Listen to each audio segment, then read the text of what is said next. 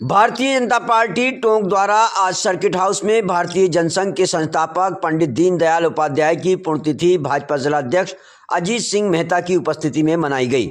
सभी कार्यकर्ताओं ने पंडित उपाध्याय की तस्वीर पर पुष्प अर्पित किए। इस दौरान भाजपा जिलाध्यक्ष अजीत सिंह मेहता ने कार्यकर्ताओं को संबोधित करते हुए कहा कि पंडित दीनदयाल उपाध्याय बहुमुखी व्यक्तित्व के धनी थे। उन्होंने अपना पूरा जीवन राष्ट्र निर्माण के लिए समर्पित कर दिया। उन्होंने भारतीय जनसंघ की स्थापना कर एक छोटा सा वृक्ष लगाया था। आज वह वृक्ष भारतीय जनता पार्टी के रूप में विश्व की सबसे बड़ी पार्टी बन चुका है। देश के प्रधानमंत्री नरेंद्र मोदी के नेतृत्व एकात्म में मानववाद और अंत्योदय का काम साकार हो रहा है। मेहता ने कहा कि सभी कार्यकर्ता पंडित उपाध्याय को अपना आदर्श मानकर अंतिम छोर पर बैठे व्यक्ति के जीवन स्तर को ऊंचा उठाने के लिए कार्य कर रहे हैं। इस दौरान जिला महामंत्री दीपक संगत, महेंद्र चौधरी, शैलेंद्र जैन, रमेश गढ़वाल, जिला प्रवक्ता राम अवतार धाबाई, सुनील जैन, बाबूलाल गुंसारिया, बादल साहू, राम बाबू गुप्ता, विष्णु चावला, गौरव चारण, राजकिशोर गुर्जर, रामराज गुर्जर, विजय राज सिंह, पुष्पेंद्र जैन, अनिल शर्मा, बुद्धि जाट,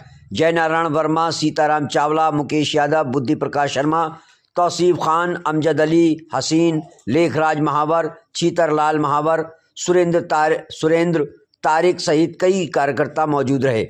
57वीं पुण्यतिथि कार्यकर्ताओं ने उन्हें श्रद्धा सुमन अर्पित कर कर मनाई है। और पंडित जी के जीवन ने जिस तरह का अपना पूरा जीवन मानव कल्याण को लेकर,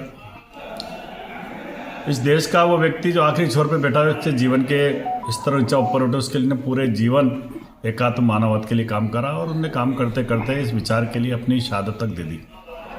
आज हमें गर्व है कि हमारी सरकार चाहे राज्य में हो चाहे केंद्र के अंदर हो, हमारी सरकार पंडित दीनदयाल उपाध्याय के सपने को जमीन पे उतारने का काम करा। गरीब कल्याण को लेकर जितनी हमारी सरकार काम कर रही है, हमें आज गर्व है कि पंडित दीनदयाल उपाध्याय के विचारों को जमीन पे उतारने का हमारी सरकारों ने करा है।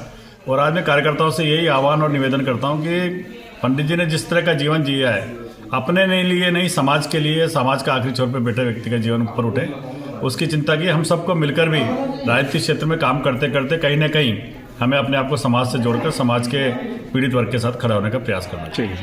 देखिए साहब, आज राजेंद्र गुड़ा जी टोंक आए थे। टोंक जेल में नरेश मीणा से मुलाकात करने पहुंचे। इस दौरान उन्होंने सरकार को लेकर बड़ा विवादित बयान दिया है, जो लगातार वो देते आ रहे हैं कि भजनलाल सरकार पहलून सरकार है और कुछ कर नहीं पाती।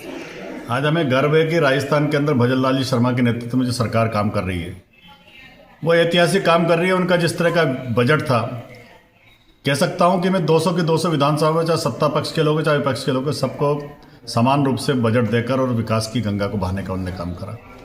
और उस एक साल के अंदर उन्होंने बजट के अंदर उस सारे कामों को जमीन पर उतारने का काम करा। गरीब कल्याण के लिए उन्हें जितनी सारी योजनाएं हैं, चाहे किसान निधि को देने का काम करा हो, चाहे गैस सिलेंडर के अंदर छूट देने का काम करा हो, चाहे पेंशन बढ़ाने का काम करा हो, आज हम कह सकते हैं कि जो पंडित दीनदयाल उपाध्याय के विचारों को तो उसको माननीय भजनलाल शर्मा ने अपनी जमीन पर उतारने का काम करा है। और जो राजेंद्र जी हुड्डा साहब हैं, वो निश्चित वो अपनी उनकी एक छवि है, उनकी पहचान है कि विवादित बयान देते हैं, उसके उनका अपना एक स्वभाव है, उस पर हमें टिप्पणी करने की जरूरत नहीं। लेकिन हम गर्व कर सकते हैं कि हमारा नेता, हमारा मुख्यमंत्री, जिसने राजस्थान के अंदर जो काम कर रहे हैं, वो अपने आप में ऐतिहासिक है। भारतीय जनता पार्टी का कार्यकर्ता, राजस्थान की जनता उन पर गर्व करती है। अब वो टोंक से पैदल यात्रा निकालने का ऐलान कर चुके हैं कि वो उनियारा से पैदल यात्रा निकालेंगे जयपुर तक, और फिर विधानसभा का घेराव जो प्रस्तावित है 25 फरवरी का नरेश मीणा की रिहाई को लेकर। देखिए, हमारे देश के अंदर पदयात्राओं का, चाहे धार्मिक हो, चाहे राजनीतिक हो, चाहे सामाजिक हो, पदयात्राओं का हमारे यहाँ पे परंपरा रही है। तो उन परंपराओं का निर्वहन वो करते हैं अपने स्तर पे, अपने राजनीतिक लाभ के लिए, तो निश्चित करना चाहिए, उसका हम कौन रोकने वाले। ठीक है।